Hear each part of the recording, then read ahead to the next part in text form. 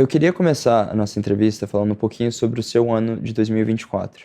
Eu sei que é um assunto que vem te perguntando muito, mas eu questiono um pouco como te perguntam sobre, porque falam como se você tivesse tido um sucesso repentino, mas isso não é verdade. Você vem construindo sua carreira faz mais de 10 anos. O que você atribui essa sua carreira sólida que você teve no ápice do esporte faz mais de 10 anos? Porra, a gente tem que, de alguma forma, trabalhar para ganhar dinheiro. Foi o jeito que eu escolhi, né? E eu sempre gosto de fazer o meu melhor em tudo, né? Então, tudo que eu estou fazendo, eu quero ser o melhor. E graças a Deus tem dado certo, né? A questão do UFC e da luta. E agora um pouquinho sobre essa luta de agora, no sábado. Essa luta originalmente estava marcado para janeiro, mas por uma felicidade sua, foi remarcado para agora porque você teve que lutar com o Islam Makhachev, e um dos melhores do esporte. Acabou com a derrota, porém teve suas vitórias de outras formas, né? Como que você vê essa luta agora, diferente de janeiro? Um pouco, um pouco. Era para mim ter lutado com ele em janeiro, não aconteceu. Graças a Deus eu tive a oportunidade de lutar com o Makhachev. Infelizmente não consegui vencer. Mas é isso, a vida é feita disso. Eu tô bem mais preparado agora. Como eu tive chance de estudar mais ele, de ter mais tempo para treinar, então realmente pô, tô muito preparado aí para essa luta no sábado. Eu assisti sua entrevista outro dia com o Laerte e eu percebi que você falou que o Renato de agora está muito mais preparado que o Renato de janeiro, que enfrentou o Islam Makhachev. Como que você vê, se a vitória vier no sábado, essa imagem sendo refletida? Como que você vê esse impacto na sua imagem dentro e fora do ringue? Não, eu não sei, né? Eu não sei realmente, eu não sei o que uma vitória vai representar para minha imagem, porque eu estou construindo duas imagens. Tem a imagem lá da rede social e tem a imagem como lutador, e elas são um pouco diferentes. Lá eu estou brincando, tal. Quando é lutar é um assunto mais sério. Eu acho que tem que ser um pouco separado isso. E eu realmente não sei, eu não faço planos, entendeu? Eu quero só vencer ele, quero, pô, ganhar. Pô, com certeza com a vitória, meu nome vai crescer mais também, né? Vou ter mais seguidor, vou fazer mais vídeo pro YouTube. Então, sempre uma vitória é sempre bom. Agora um pouquinho sobre a sua marca, o Renato Moicano, né? O seu canal no YouTube, que um dia já também foi o Renato Moicano Podcast. Eu queria saber um pouco sobre como esses seus bordões, né, o faz o L do like, o M do Moicano, meu brother, todos esses bordões, todas essas falas, essa marca que você vem criando, ela vem se tornando tão importante para sua imagem quanto as suas performances dentro do ringue. Eu queria saber como esses dois Renatos, o Renato que entra no ringue e o Renato que aparece nas entrevistas, o Renato no YouTube, como esses dois Renatos é, são importantes para você? Eu acho que sim, né? Vai ser, se Deus quiser, vai ser uma grande vitória. E, porra, eu tô muito feliz de estar aqui de novo. Passei um tempo, né? Tô vindo de uma derrota. Derrota é sempre difícil, independente de como foi. E quero, pô, limpar, né? Quero limpar isso aí, limpar a alma, ganhar mais uma vitória e voltar lá pro YouTube para falar umas gracinhas. Eu queria saber toda a sua imagem na mídia, como isso é importante para você, porque isso acabou se tornando meio que um destaque para você no mundo do MMA, claro, junto com suas performances fantásticas dentro do octógono. Como que essa marca é importante para você? Como que você vê ela indo para o futuro? Porque eu sei que você já falou em outras entrevistas, já falou aqui comigo, como essa como você se vê como dois Renatos, né? O Renato que entra no octógono, um Renato mais sério, mais focado, é, e o Renato brincalhão, o Renato que apelida os seus próximos oponentes, que dá apelidos a outros lutadores, seus próprios amigos, Pantoja e tudo mais. Como que você vê essa marca indo pra frente? Como que você vê ela te impactando na sua imagem, tanto dentro e fora do ringue? Pô, outro dia eu fiz um podcast com o Minotauro e ele falou uma coisa muito certa. Ele falou o seguinte: Moicano, a sua carreira de atleta, você vai ter 10, 15, talvez no máximo 20 anos lutando, sendo atleta. Você vai ter esse tempo para fazer uma marca, para criar uma marca e depois você vai viver dessa marca pela sua vida inteira, que é o que o Minotauro fez, né? Ele se tornou campeão, ele se tornou um grande nome e hoje ele vive de dar palestra, de academia, de produtos. É isso que eu estou querendo criar. Eu quero criar uma marca, quero que as pessoas associem o nome Renato Moicano com algo positivo e no final a gente vai trabalhar em outros projetos, entendeu? Então é muito, muito importante. Agora eu queria falar um pouquinho sobre algo que você sempre fala muito nos seus vídeos ou no seu pós-luta, que é a Escola Austríaca de Economia, né?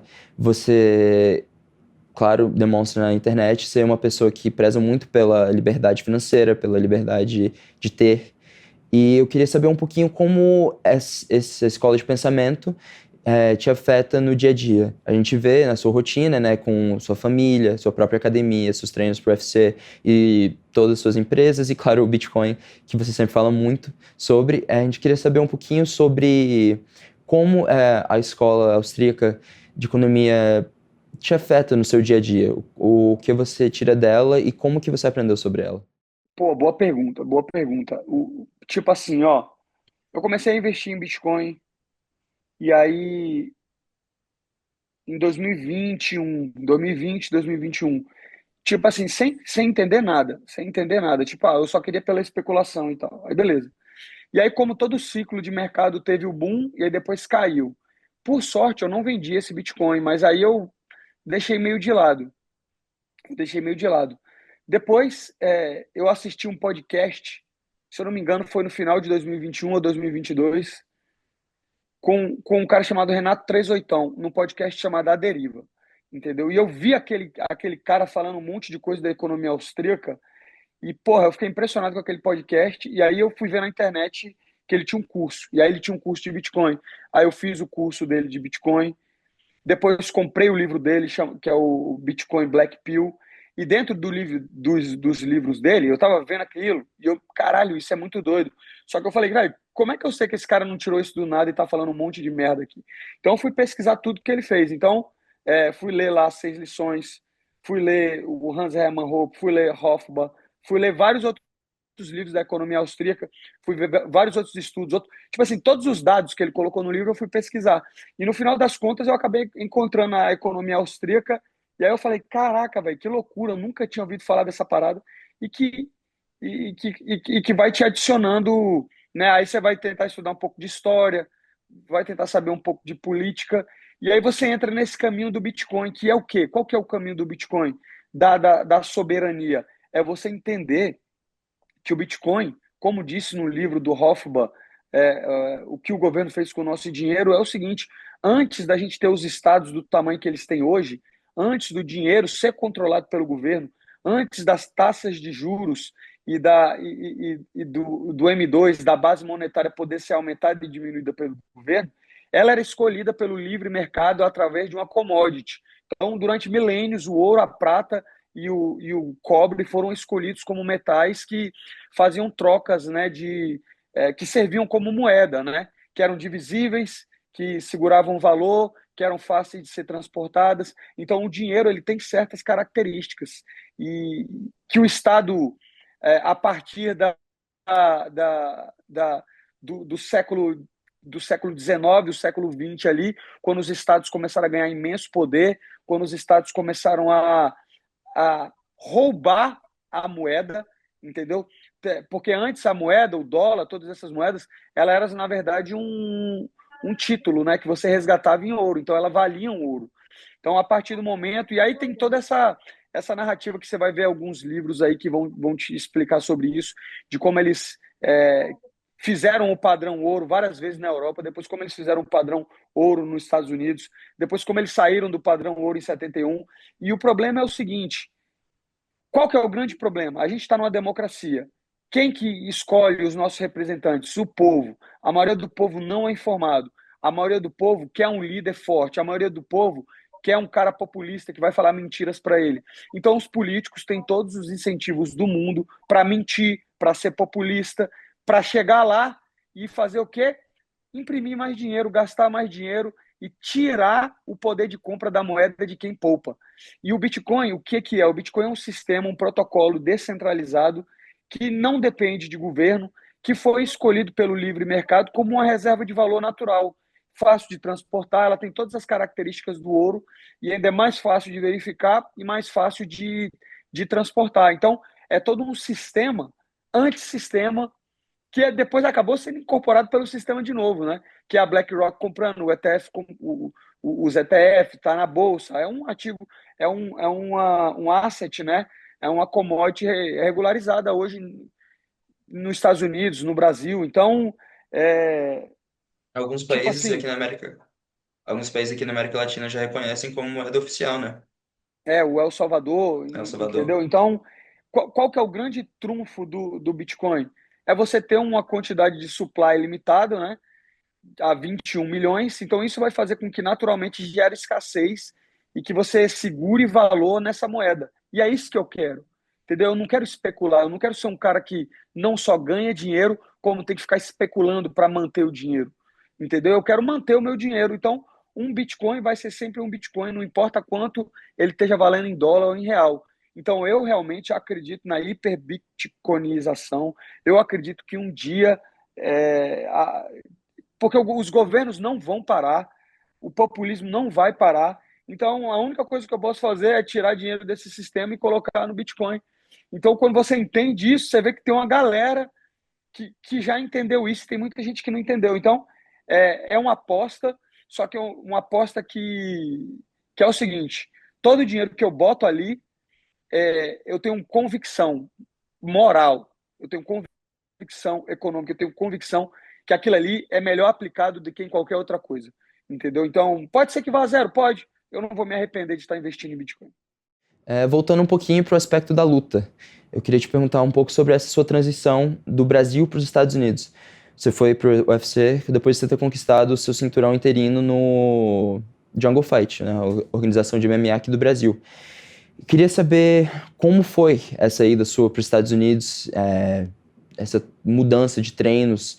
Eu tive o privilégio de ter convivido alguns anos na ATT, né, a academia que você treina hoje, e eu queria saber um pouco sobre como essa rotina puxada, né, dos atletas é diferente aqui do Brasil. Se ainda tem alguma coisa que você traz daqui, que você ainda, alguns ensinamentos que você ainda utiliza aí nos Estados Unidos, nos seus treinos, nas suas lutas.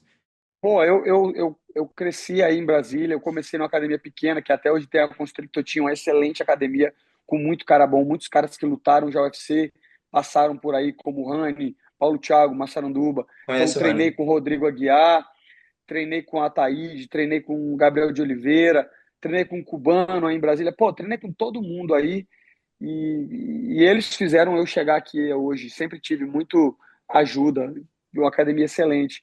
Mas uma hora eu percebi que talvez fosse melhor vir para os Estados Unidos para realmente construir o que eu construí, entendeu? Não só de treino, mas financeiramente, vir para um país mais estável economicamente, que eu poderia prosperar e que, consequentemente, também eu teria melhores treinos, não por falta de técnica, porque no Brasil tem muito, mas até pela quantidade de atletas que já estão no UFC, que treinam por aqui. Então, o material humano também muito bom, mas sempre foi uma honra poder ter representado Brasília e foi uma transição que quase que natural ter vindo para os Estados Unidos.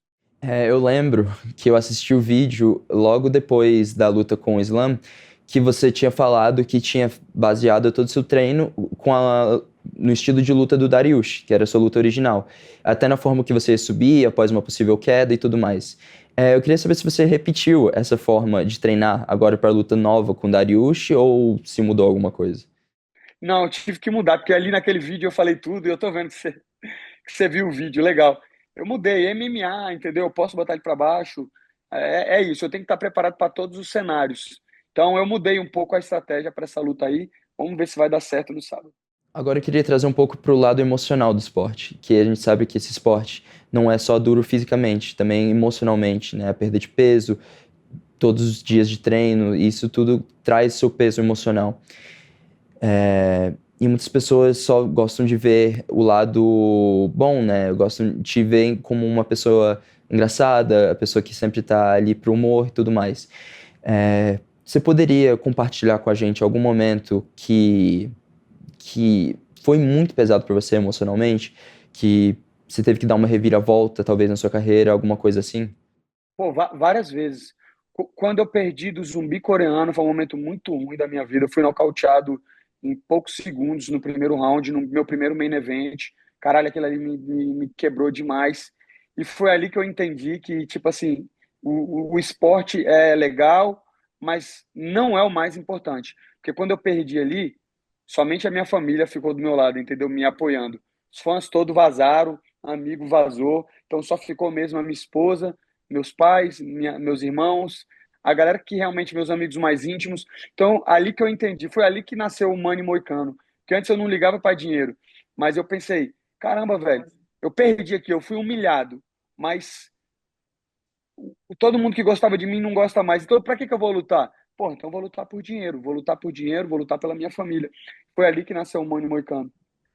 Outro momento que foi muito difícil para mim, delicado na minha carreira, foi a derrota para o Rafael dos Anjos. Eu apanhei muito durante 5 rounds, foi muito difícil, foi muito ruim para mim e eu passei muito tempo machucado. Mas, de novo, a luta do Islam também, ter perdido do jeito que eu perdi. As derrotas são muito duras, é muito difícil, entendeu? Mas é o preço. É o preço que você tem que pagar, porque é, beleza, você quer que todo mundo te adore, você quer que todo mundo goste de você, que você seja engraçado, só que isso vem com preço, e o preço, às vezes, é você está se expondo. E quando você se expõe positivamente, também quando você se expõe e aparece alguma coisa negativa, você tem que aguentar, levantar a cabeça e andar para frente. Um outro fator importante, né, no mundo das lutas é o trash talk, algo que a maioria dos lutadores praticam, que é uma arte de vender a luta, né, pro público. Só que a sua forma de fazer isso é algo muito mais leve, né? Você gosta de apelidar seus futuros oponentes, né, como o Islam Makhachev se tornou o Islam Makhachera ou o Beneil Dariush que se tornou o Senil Dariush. Só que a gente reconhece que você faz isso de uma forma bem leve. E algo que ficou marcado pra mim foi um vídeo que você fez nos seus stories falando enquanto você corria na praia, você estava de óculos de sol e você grava o vídeo pro Dariush falando: Ei, Dariush, eu tô me preparando, hein? É bom você fazer o mesmo. Então, eu queria saber um pouco de você, sobre como essa forma mais leve, mais respeitosa de fazer o trash talk, se você vê como melhor do que, por exemplo, pessoas como Conor, que faz de uma forma mais desrespeitosa até. É, você acha que a sua forma de fazer é melhor ou depende do perfil da pessoa? Não, depende do perfil de cada um. Porque o meu objetivo não é. Tipo assim, ó. É que nem esses papos que tá rolando de piada. Meu objetivo não é ofender o cara. Meu objetivo é ser engraçado, entendeu? Meu objetivo não é humilhar o cara. Meu objetivo é a pessoa tá vendo o vídeo ou tá vendo a parada e fala, tipo assim, tira uma risada do nada porque ele não esperava aquilo. Então, é fazer um contraste ali, porque a galera no MMA se leva muito a sério. O nego acha que é lutador e tal. Meu irmão, ah, nós somos merda, como qualquer outra pessoa, e a gente vai morrer, né? Como diz na Bíblia lá desde o começo, tudo é vaidade, mas relaxa, que a gente veio do pó e pro pó voltará. Então vamos tentar não se levar tanto a sério. Meu objetivo não é machucar ninguém, é piada, só que às vezes a piada machuca, né? Então a gente tem que ter essa liberdade. E agora, se você quiser mandar alguma mensagem pro pessoal aqui de Brasília, o pessoal do Brasil, que vão estar te acompanhando, mandando boas energias agora na sua luta, no sábado, no 317, o espaço é todo seu. Com certeza. Pô, quero mandar um grande abraço para todo mundo de Brasília. Brasília, uma cidade que eu adorava quando era criança, mas depois que eu fui entendendo o que que é a política e o que que Brasília faz, eu comecei a desgostar de Brasília. Até os prédios, até o jeito, Oscar Niemeyer. Mas eu adoro o povo de Brasília. Eu adoro o povo de Brasília. O problema é a política, entendeu? Então, meu irmão, foda-se a política e estude Bitcoin. E um grande abraço para todo mundo aí de Brasília. Abraço, Renato. Muito obrigado. Pô, muito obrigado. Muito satisfeito aí. Valeu por ter seguido o canal. É isso, galera. Essa foi nossa entrevista com o Renato Moicano, como muitos conhecem. E para acessar mais entrevistas como essa, basta entrar no portal metrópolis.com. Obrigado.